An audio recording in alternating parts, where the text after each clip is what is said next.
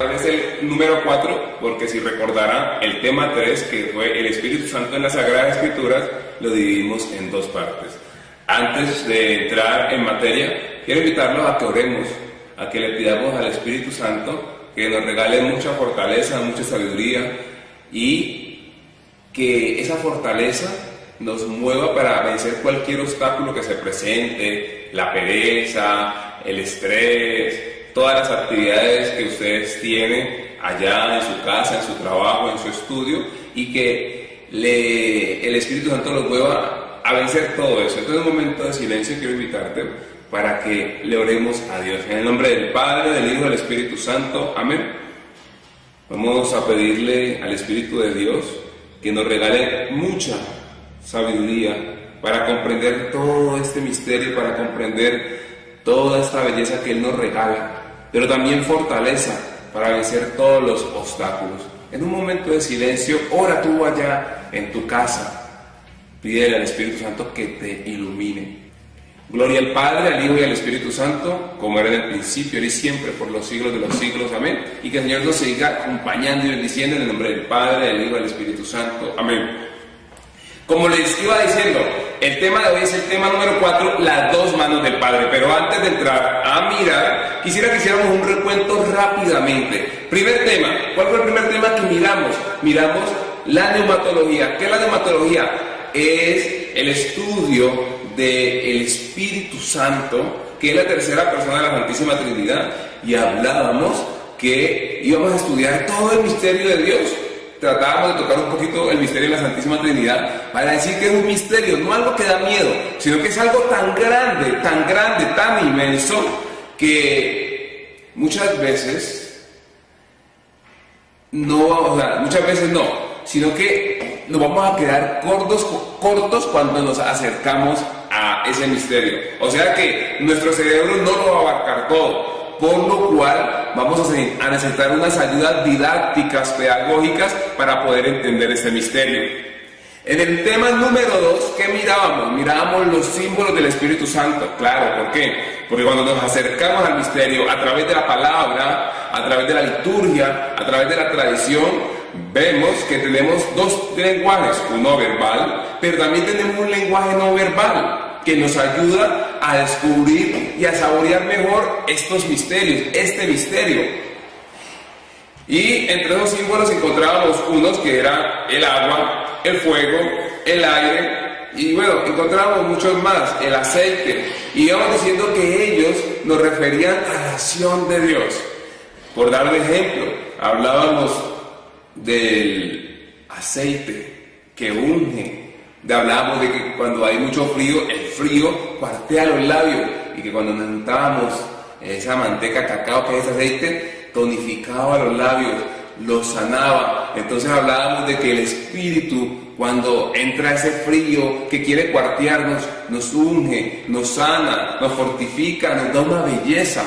Entonces así íbamos mirando todos estos símbolos y íbamos diciendo cómo el Espíritu va obrando en nuestra vida. Después pasábamos al tema número 3, que era el Espíritu Santo en las Sagradas Escrituras. Y decíamos que se dividía en dos, la dividimos en dos partes porque era muy larga: el Espíritu en el Antiguo Testamento y el Espíritu en el Nuevo Testamento. Entonces, después decíamos lo siguiente, que en el Antiguo Testamento se nos van a mostrar 3 dimensiones o 3 líneas para hablar del Espíritu. La primera era la creadora, la segunda la profética, la tercera la sapiencial. Y después saltábamos al Nuevo Testamento, y en el Nuevo Testamento hablábamos que íbamos a tratar de mirar un poco estas líneas en el Nuevo Testamento, cómo las descubríamos. Después de eso, en el Nuevo Testamento empezábamos a mirar los sinópticos: Marcos, Mateo, Lucas.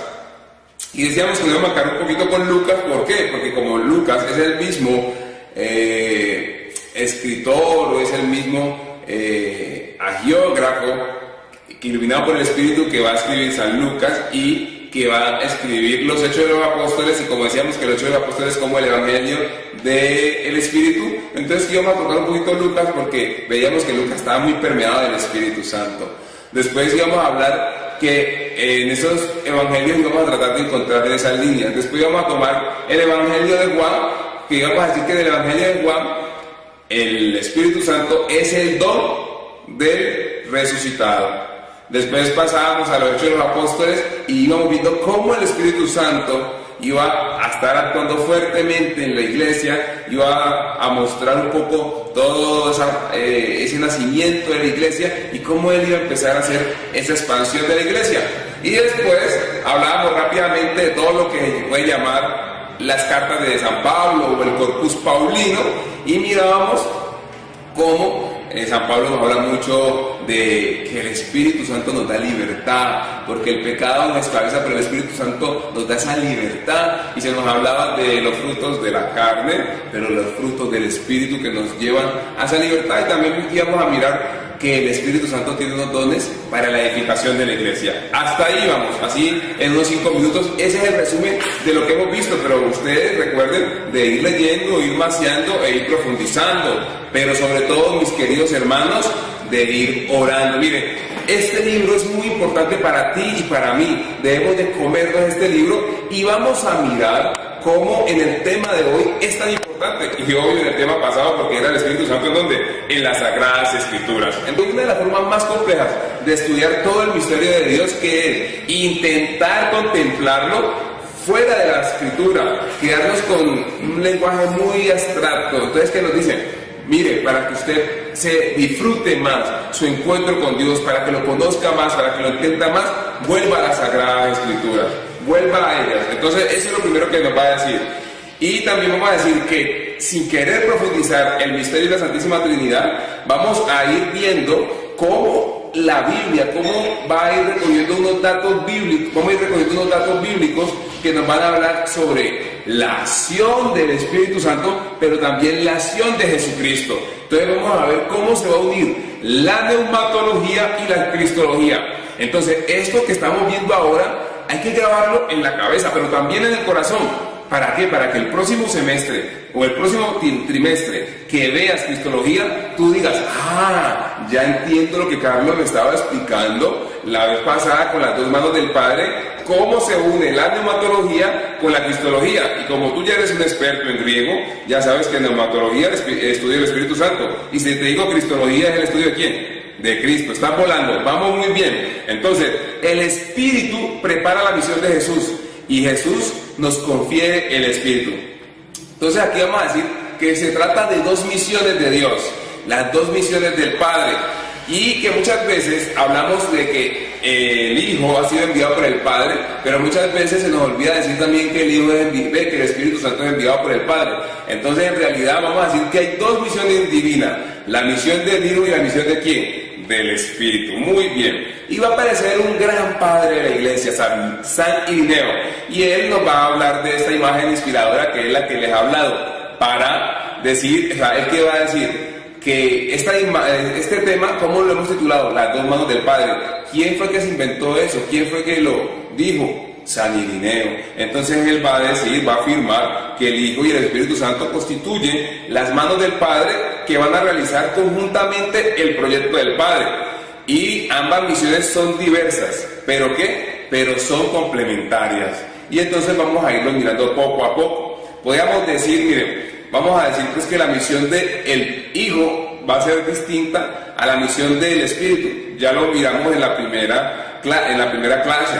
Decíamos que el Hijo vino ¿a qué? A redimirnos. Y el Espíritu Santo vino ¿a qué? A santificarnos. Son diferentes, pero son misiones que se complementan. No están, no se oponen ni nada, sino que se complementan para el proyecto del Padre, que lo vamos a ver más adelante. ¿Cuál es el proyecto del Padre? El reino de Dios. Recuerden el triangulito que veíamos en una de las diapositivas. El Hijo se hace, miren, vamos a ir mirando rápidamente algunas misiones del Hijo y del Espíritu. El Hijo se hace visible, se encarna, en cambio que el Espíritu Santo no se encarna. El Hijo tiene un nombre, Jesús de Nazaret, en cambio que el Espíritu Santo no tiene nombre, sino que lo vemos a través de ¿qué? De los símbolos, como lo decíamos ahora, el viento, el agua, el aceite. Y decíamos que, bueno, aquí vuelvo a repetir, recuerden, el Hijo se encarna en un momento clave de la historia. Por eso nosotros decimos antes de Cristo y después de Cristo. En cambio que el Espíritu Santo no se encarna en nadie. sino que Él siempre va acompañando y va moviendo a las personas, a los grupos y a las comunidades, y va generando en todas las personas unos efectos. Por eso hablamos de los frutos del Espíritu Santo. Entonces también después vamos a decir que el Hijo es revelado como palabra, y vamos a decir que el Espíritu Santo en cambio no tiene palabra, sino que Él va a recordar la palabra del Hijo. El Hijo nació de María Virgen, el Espíritu Santo es el que hace posible que este Hijo se encarne en la Virgen María. Dice que Jesús pasó haciendo el bien, pero el Espíritu Santo es el que movía el Espíritu Santo, el Espíritu Santo era el que movía a Jesús para que hiciera el bien. Vamos a decir que Jesús anunció y prometió el Espíritu, y que el Espíritu Santo vino y derrama sus carismas sobre la iglesia para que se realice el reino de Dios. Entonces vamos a decir que estas dos misiones, como decía, se van a referir a ¿qué? Al proyecto de Dios Padre. ¿Y cuál es ese proyecto de Dios Padre? Ya lo dijimos, el reino de Dios. Recuerden el triángulo que veíamos al comienzo, o sea, todo esto que estamos haciendo, nuestra oración, nuestra formación, nuestro apostolado, nos debe remitir al proyecto de Dios, que es el reino de Él. Entonces vamos a decir que el Padre, de quien brota la vida trinitaria hacia adentro y hacia afuera, y que se nos manifiesta precisamente a través de las dos misiones. Entonces vamos a decir que esta vida trinitaria la vamos contemplando en estas dos misiones, y sobre todo vamos a recordar que nuestro amado Jesús es que en el Nuevo Testamento nos va a revelar ¿a quién? Al Padre, o nos va a revelar a Dios como Padre, y nos va a revelar al Espíritu Santo, el Paráclito, el que nos acompaña. Entonces de aquí vamos a deducir y vamos a decir que una cristología no se puede hacer al margen de la neumatología. ¿Cómo así? No podemos hablar por acá de una cristología y por acá de una neumatología, no las podemos separar, tenemos que irlas viendo en conjunto. Entonces, por allá va a aparecer, en la diapositiva ustedes van a encontrar un nombre, Congar, Ives Congar. Este tipo es uno de los teólogos que más ha hablado del Espíritu Santo. Tiene un libro sobre el Espíritu Santo hermosísimo, una cosa inmensa, pero un hombre que ha sido inspirado. Y entonces él nos va a decir repetidamente que toda cristología es neumatológica, o sea, que todo lo de Jesús refiere al Espíritu, y que toda neumatología es cristológica, o sea, que toda neumatología nos refiere a Cristo. O sea, recuerden, el Espíritu de Cristo, y Cristo actúa como Espíritu. ¿Cómo diríamos eso? Que donde está el Hijo está el Espíritu, y que donde está el Espíritu está Cristo. Que cuando bebemos de Cristo bebemos del Espíritu, y que cuando bebemos del Espíritu bebemos de Cristo. No se identifica Cristo, miren lo que dice aquí, no se identifican Cristo y el Espíritu, el Kyrios y el Neuma. Entonces, ¿qué vamos a decir? No es que nos vamos a poner a identificar dónde aparece Cristo y el Espíritu, sino que lo que tenemos que tratar de ir viendo es que siempre van a trabajar en conjunto, actúan conjuntamente. Entonces, la misión del Espíritu Santo, recuerden que no es autónoma, sino que se orienta a Cristo. Entonces dice que el Espíritu Santo, el Paráclito o el otro Paráclito, que tiene la misión de recordar y actualizar lo que Cristo ha dicho. Recuerden que en San Juan se nos va a decir, o sea, que el Espíritu Santo vino es a recordar y actualizar todo lo que Jesucristo nos ha enseñado. Después vamos a decir que esto es muy interesante para que lo tengamos presente. No es que, porque muchas veces la gente puede decir, entonces estamos en la era del Espíritu Santo, estamos en la era de Dios. Pero como ahora se habla tanto del Espíritu, sí, pero no lo separemos, porque ha sido una de las tentaciones que ha habido a través de la iglesia. Y aparece por allí alguien que pretendió en el siglo XII, Joaquín de Fior, nació en el año 1135 y 1202, un monje que afirmó pues que había una era del Padre, había una era del Hijo y había una era del Espíritu. ¿Y eso por qué pasa? Recuerden lo que mirábamos en uno de los temas, que era recuerden cuando mirábamos el tema sobre la Trinidad inmanente y la Trinidad trascendente. La Trinidad siempre ha estado desde la eternidad. Cuando el Señor se va revelando en la economía de la salvación, Él lo va haciendo de una manera progresiva, porque Él quiere que cada día comprendamos mucho mejor ese plan y ese proyecto que Él tiene para ti. Y aunque se vaya revelando en diferentes épocas de la historia, no quiere decir que es que apenas apareció y entonces es la era de uno. Recuerden que eso ya lo vimos y que decíamos que aunque primero el Padre crea, que después viene el Hijo y redime y después viene el Espíritu Santo a santificar, es la misma obra de Dios y que el Señor y que Dios, la Trinidad, siempre ha estado desde la eternidad. No es que uno apareció, entonces ya se desechó y se fue, y el otro apareció y se desechó y se fue. No, siempre han estado. Donde está el Padre, también está el Hijo y el Espíritu. Donde está el Espíritu, está el Padre y el Hijo. Y donde está el Hijo, está el Espíritu y el Padre. Sigamos. El Espíritu en realidad no crea ninguna etapa, como le estamos diciendo, que vaya anulando toda la salvación, o que vaya anulando toda la obra que ha hecho el Padre y Cristo, ¿no? Tenemos que ser muy cuidadosos porque eso son engaños que van apareciendo hoy en día y que tratan como de confundirnos. También mire que todo esto, cuando empezamos a separar toda esta parte de la revelación y nos queremos quedar nomás con un pedacito de la revelación, entonces empiezan a entrar todas estas corrientes neonósticas. Por dar un ejemplo, miren, como en el gnosticismo vamos a encontrar que una rama de los gnósticos va a decir que el Padre es malo y que el bueno es el Hijo. Entonces, cuando usted empieza a leer el Antiguo Testamento sin un buen fundamento, usted empieza a hacer unas malas interpretaciones de la palabra. Entonces, hay personas que dicen que el Padre es malo. Cuando usted a alguien le hable así, sépalo que es un gnóstico. Y usted tiene que decirle, pilas, que eso es gnosticismo, no te puedes dejar lavar el cerebro. Y así vamos encontrando que se nos va metiendo la nueva era, unos pentecostalismos muy fuertes y muy raros. Hoy en día, por estos medios, nos envían cosas como esta. Ayer leía una. Manda este mensaje, que estos son los 7 arcángeles de Dios. Si lo envías vas a encontrar cosas grandes, maravillosas. Entonces empiezan a mostrar una imagen de Dios que no es. Cuidado con ponerte y prestarte para enviar cadenas que lo que hacen es mostrar y desfigurar el rostro de Dios. Muchas veces uno puede pensar, ay, pero una cadena es una bobada. Y entonces lo que hacen es meterte miedo. Si no envías este mensaje te va a ir mal. O eso, no. Corte eso porque muestra a un Dios que no es. ¿Listo? Sigamos por acá. Entonces, era un paréntesis, cómo se puede aplicar todo esto que estamos viendo. Entonces, esa es una tentación que hemos tenido, espiritualizar todo. Pero también hay una tentación, olvidar al Espíritu. Y esto es como caer o siempre vamos al extremo. Entonces, estamos en un extremo donde olvidamos a Jesucristo y nos quedamos solamente con la acción del Espíritu y olvidamos a Cristo. Pero también está el otro extremo que olvidamos al Espíritu y nos quedamos solamente con Cristo y nos quedamos con un Cristo muy terrenal. Entonces también tenemos que luchar por eso, porque cuando nos olvidemos de todo el misterio completo, podemos mirar nuestra mirada puede estar errónea y tener una idea de eclesiología rara, o sea, vamos a tener una iglesia rara, cuando muchas veces la gente te dice, pues yo creo en Dios, pero no necesito ir a la iglesia.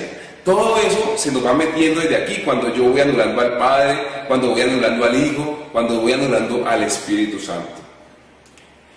Siguiendo, dice que esta visión, por dar un ejemplo, esa visión de que anula al Espíritu, se queda nomás con un Cristo que es un Cristo terreno, y se nos va a decir como que la iglesia lo que hizo fue tomar y beber de Jesucristo. Y que Jesucristo se volvió un líder muy fuerte y que la iglesia solamente continúa con una postura de Jesucristo. Entonces eso se vuelve algo terrenal y mata todo lo divino. O sea, se quedan nomás con el Jesús terrestre, el Jesús humano, y no es divino. Entonces al final la iglesia queda como una institución terrestre. Entonces, recuerde, es preciso recuperar la mano del Espíritu donde se ha olvidado. Entonces, estas personas que le dicen, ¿quién fue Jesucristo? Muchas veces la gente dice, no, Jesucristo solamente fue un revolucionario que habló bonito y punto. Recuerden que Jesucristo es Dios. Pero, pues también hay que tener paciencia con muchas personas porque no son creyentes como tú o como yo.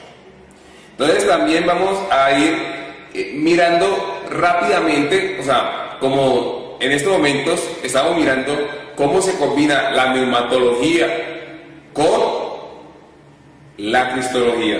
Pero recuerden que el tema que estamos viendo es neumatología, entonces vamos a ir mirando rápidamente la manera como el Espíritu va entrando en la vida de la iglesia, en la vida de la revelación, en la historia.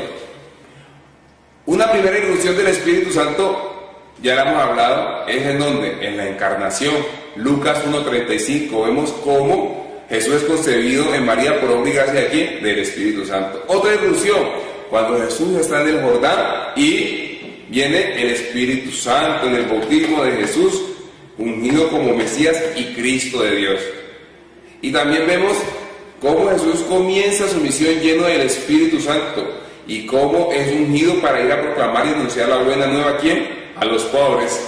También vamos a ver que toda la vida de Jesús está marcada por la presencia del Espíritu, ¿no? Que todo lo que Jesús hacía expulsaba demonios por gracia del Espíritu, que su oración era por el Espíritu. Recordemos en una de las tantas oraciones de Jesús, cuando Jesús lleno del Espíritu Santo dice: Señor, te alabo, te bendigo y te doy gracias porque todas estas cosas se las han revelado a la gente sencilla.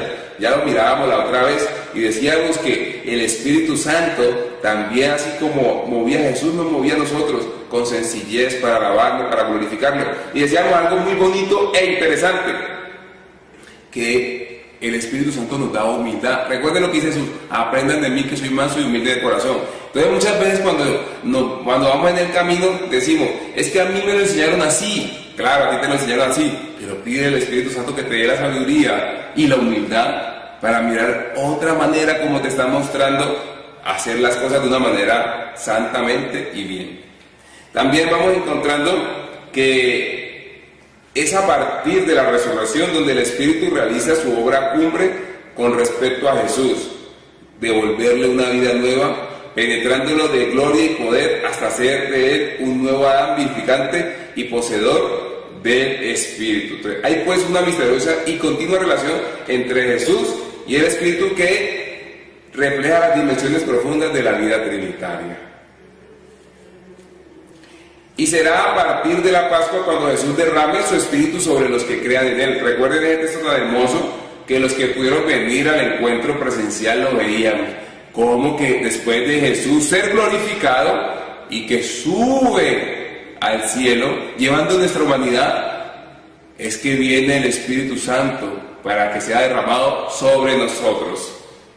Entonces de ahí se deduce, como hemos enseñado y señalado ya, que la cristología ha de ser neumática, ha de ser penetrada por el Espíritu, y que la neumatología debe ser cristocéntrica. Sin neumatología se corre el riesgo tanto de una cristología conservadora que muestra a Jesús solamente como un simple rabí. Entonces tenemos que ser cuidadosos de no reducir nuestra fe a lo que supuestamente nosotros hemos escuchado de cualquier persona por allí. Por eso muchas veces usted va a encontrar en la televisión canales excelentes, buenos, que van a mostrar a un Jesús que no es, que van a mostrar la acción del Espíritu Santo que no es. Por eso te invito a que te enamores de este libro, a que comas de este libro. Por eso te decía al principio, cuando empezábamos este caminar, que uno de los errores o uno de los peligros que hemos tenido es hablar de Jesucristo sin tener en cuenta nuestra palabra, la palabra de Dios. Entonces es necesaria la presencia del Espíritu, que recuerde lo que Jesús ha dicho, que nos actualice la palabra de Dios, nos dé testimonio interior de su persona, nos enseña a orar con gemidos inenarrables, nos haga llegar a la verdad integral sobre Jesús, el Cristo, nos comunique su vida como la vid comunica las aves a su sarmiento, nos haga sus discípulos, esté con nosotros siempre y nos dé fuerza frente al mal, nos incorpore a la comunidad, nos haga hijos del Padre y del Hijo y coherederos de Cristo, semejantes a Él, cooperadores en su misión del reino, fermento de una nueva sociedad y de una nueva tierra y un nuevo cielo. Mire toda la obra que está haciendo el Espíritu en nosotros. Tenemos que enamorarnos del Espíritu Santo. Tenemos que clamar todos los días, a toda hora, Espíritu Santo. Cuando digo clamarlo es que el Espíritu que nos habita desde el día de nuestro bautismo se haga uno con nosotros, mi querido hermano y mi querida hermana. Ya vamos a ir terminando. Pero al mismo tiempo hay que tener muy presente lo que significa que el Espíritu no se haya encarnado en nadie, a diferencia de lo que sucede que el Hijo de Dios sí se encarnó. Miren, muchachos, pero tengamos presente esto. Jesucristo se hizo hombre, pero el Espíritu Santo no se encarnó. Esto supone que el Espíritu que actúa en todos y desde dentro coexiste y actúa en medio de ¿qué? De nuestras limitaciones. Por eso muchas veces hay personas que creen esto, que la persona por ser mala no tiene a Dios. Si está bautizada desde el bautismo, el Espíritu Santo lo habita. Esto es un misterio que muchas veces nosotros lo repetimos y lo repetimos, pero nos falta como creerlo. A ti y a mí, que somos bautizados, el Espíritu Santo nos habita. Lo vamos a ver más adelante en otro tema, que es hermoso, pero recuérdalo, el Espíritu Santo te habita a ti, me habita a mí. Eso es hermoso, sino que uno lo repite tanto pero uno no descubre todo lo que hay detrás de esa realidad. Y el Espíritu Santo nos mueve y nos impulsa para que seamos al estilo de Jesús. Pero recuerden algo que yo les enseñaba el otro día. Una de las facultades que nos ha regalado Dios es la inteligencia que busca la verdad, la voluntad que busca el bien y la libertad que busca tu realización, mi realización, que busca nuestra felicidad. Y recuerda que si Dios te ha regalado la libertad, no te la va a quitar. El Espíritu te habita, pero Él se va a mover de acuerdo a tu libertad. Por eso, yo ya lo he dicho y se lo repito, hay un santo que se llama San Agustín de Hipona, el que va a decir: el que te creó sin ti, no te salvará sin ti. La libertad de los hijos de Dios. Por eso la salvación ya está dada. Tú miras si dejas que el Señor obre en ti, o tú miras si dejas que Dios no obre en ti. Esto significa que, a diferencia de Jesús, que asumió nuestra condición humana en todo menos en el pecado y estuvo siempre unido al Padre, la presencia y la acción del Espíritu está ordinariamente mezclada con nuestras limitaciones, errores y pecados humanos. Miren, mis queridos hermanos, necesitamos ser hombres de oración, mujeres de oración, para que el Espíritu Santo obre fuertemente en nosotros y nosotros podamos tener la sabiduría y la fuerza para orar de acuerdo con el proyecto que Dios tiene para ti y para mí.